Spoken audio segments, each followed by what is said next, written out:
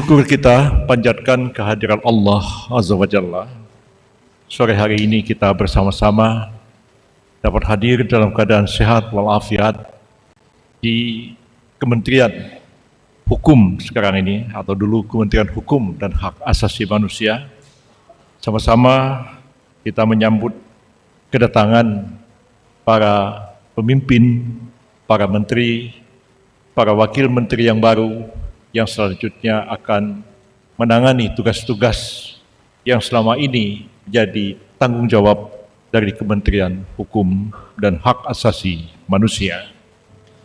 Saya teringat pada tahun 1999, sudah lama sekali, ketika itu saya dilantik sebagai Menteri Hukum dan Perundang-undangan di kementerian ini, dan hanya beberapa bulan kementerian itu berubah nama dan ruang lingkup tugasnya menjadi Departemen Kehakiman dan Hak Asasi Manusia.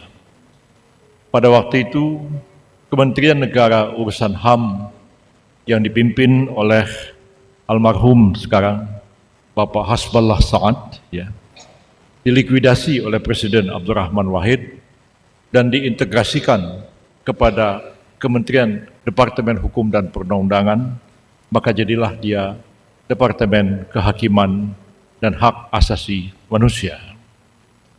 Saya menyadari pada waktu itu, dalam usia 40 tahun, memimpin departemen terbesar di dalam kabinet dengan jumlah pegawai sekitar 60-70 ribu orang pada waktu itu, dengan sekian pejabat eselon 1, dengan tugas dan ruang lingkup yang sangat besar dan sangat berat, karena satu dengan yang lain tidak berhubungan sama sekali.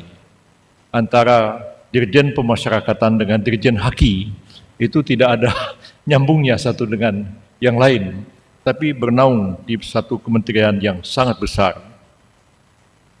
Karena itu, sesuatu langkah yang sangat strategis dan luar biasa yang diambil oleh Presiden baru kita yang baru dilantik pada tanggal 20 Oktober yang lalu, Pak Prabowo Subianto, dan Wakil Presiden Pak Gibran Rakabuming Raka melakukan restrukturisasi dan reorganisasi Kementerian Hukum dan HAM menjadi 3 kementerian baru: Kementerian Hukum, Kementerian Hak Asasi Manusia yang tadi saya katakan sempat diciptakan dan dilikuidasi sendiri oleh Presiden Abdurrahman Wahid, dan sekarang dipisahkan kembali dan dibentuk kembali Kementerian Hukum, Kementerian Hak Asasi Manusia sebagai satu kementerian yang berdiri sendiri. Kemudian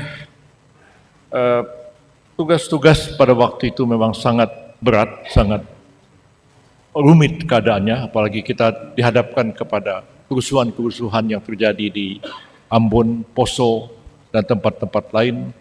Banyak sekali tuduhan-tuduhan telah terjadi kasus-kasus pelanggaran HAM yang berat, dan kementerian kita ini pada waktu itu berhasil membentuk undang-undang sekaligus juga membentuk pengadilan hak asasi manusia, pengadilan HAM ad hoc, dan juga menyelesaikan rancangan undang-undang kemudian tentang Truth Commission and Reconciliation, yaitu Komisi Kebenaran dan Rekonsiliasi. Dan kita pada waktu itu dengan sedikit kepala tegak berani menghadapi tantangan dari Dewan Keamanan Perserikatan Bangsa-Bangsa yang beberapa anggotanya mengancam akan membentuk International Tribunal atas kasus-kasus pelanggaran HAM yang diduga terjadi di negara kita. Alhamdulillah dapat kita hindarkan bersama. Sekarang langkah yang telah ditempuh oleh Presiden Prabowo Subianto mereorganisasi kementerian yang sangat besar ini menjadi 3 kementerian patut kita sambut dengan rasa syukur, dan sekaligus juga merupakan tantangan bagi kita fokus menangani bidang-bidang yang mungkin kalau dipimpin oleh satu menteri akan kurang fokus sama sekali. Saya teringat tahun 99 ketika masuk ke kementerian ini, yang agak terbengkalai adalah pemasyarakatan, sehingga saya pada waktu itu mengangkat Dirjen Pemasyarakatan menjadi Sekjen Departemen Kehakiman dan HAM karena menyadari bahwa yang paling berat adalah menangani pemasyarakatan. Mungkin sekarang sudah tidak, tapi dengan pemisahan beberapa ini dan dikoordinasikan oleh Kementerian Koordinator Bidang Hukum, HAM, dan Imigrasi dan Pemasyarakatan, mudah-mudahan pekerjaan kita lebih fokus, lebih tajam program-program yang kita lakukan, dan tentu dengan pencapaian yang optimal yang kita harapkan bersama. Seperti kita maklum, Presiden Prabowo Subianto mempunyai ambisi yang sangat besar untuk memajukan bangsa dan negara kita ini, membangun ekonomi dengan pertumbuhan ekonomi yang diharapkan sekitar 7%, dan cita-cita beliau, cita-cita kita bersama juga, pada tahun 2045 nanti Indonesia akan menjadi salah satu negara maju di dunia ini. Dan kita semua berkeyakinan bahwa ambisi untuk membangun ekonomi yang luar biasa itu ya sangat tergantung kepada sejauh mana kita dapat menjamin adanya keadilan dan kepastian hukum di negara kita ini. Bukan orang asing satu dengan yang lain. Dengan Pak Oto Hasibuan ini, beliau ini bos saya di Pradi. Ya, jadi kartu advokat saya itu yang teken beliau. Jadi kalau beliau cabut kartu advokat itu saya nggak bisa praktek di pengadilan. Pak Oto ini orang baik, ya orang baik, saya kenal sejak lama. Alhamdulillah saya yakin dengan beliau dapat bekerja bersama-sama secara sinergis. Begitu juga saya kenal semua Pak Supratman, saya kenal lama, beliau aktivis, kemudian Ketua Balik, Kepala Balik, kemudian juga Pak Agus saya kenal baik dari Bareskrim terus ke Wakapolri, kemudian Brur Pak Natalius Pigai. Wah, sudah lama Brur ini saya kenal sejak dari aktivis jalanan sampai kemudian menjadi anggota Komnas HAM.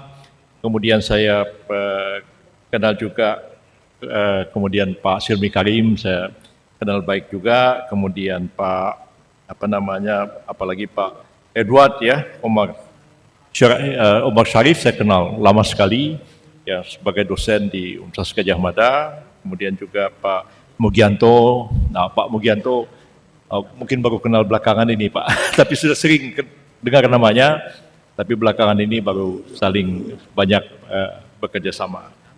Kemudian juga yang lain-lain, semuanya itu juga masih ada.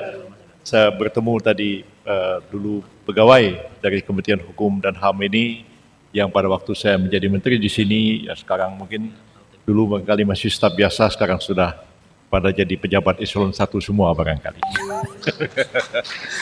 Demikianlah sambutan saya, dan mohon kehadiran kami diterima di kementerian ini, dan mohon didukung kalau kami benar, ya, berikan dukungan, kalau kami salah jangan segan-segan memberikan koreksi kepada kami. Sampaikanlah segala sesuatu itu dengan cara yang baik. Ya, jangan salah terus masuk medsos terus caci maki, wah kacau gitu begitu. Lebih baik kita saling bertegur sapa, menyampaikan kalau ada salah silahkan dikoreksi. Kita yakin bahwa kita semua ini berjiwa besar akan menerima segala koreksi yang positif diberikan oleh kita semuanya. Demikianlah.